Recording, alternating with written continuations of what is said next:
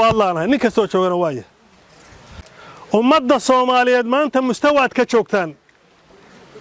Facebook ana waxaan ka fiirsaday gabar gaalkacyo joogto oo waliba dhinaca reer Puntland oo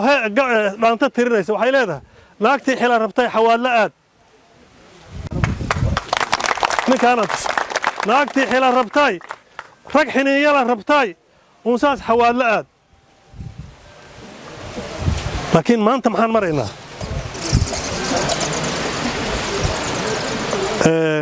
waxaan rabaa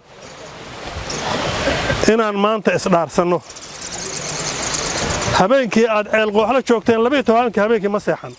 12 habeenkii diyaarad baa idin kor taagnayd ma idin kor taagnayd mise idin kor taagnayn 12 habeenkii ma seexan waad guulaysateen 70 iyo kow dhaawac ah aadan yabaa la geeyay 70 iyo kow oo xaqiiqo ah oo dhaawac halis u badan ba aadan yabaa la geeyay 28 goday qodeen oo 10 qof loogu talagalay geerida la xisaabiyay waxa way 70 ilaa 100 inta u dhaxaysa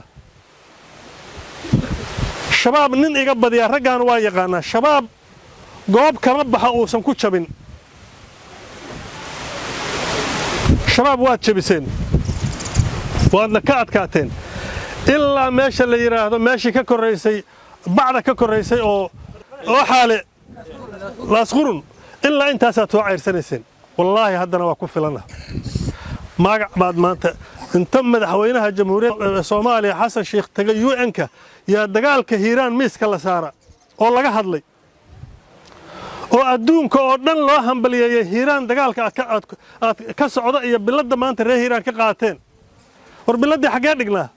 ma cunaa ma dib baan u cunaa biladii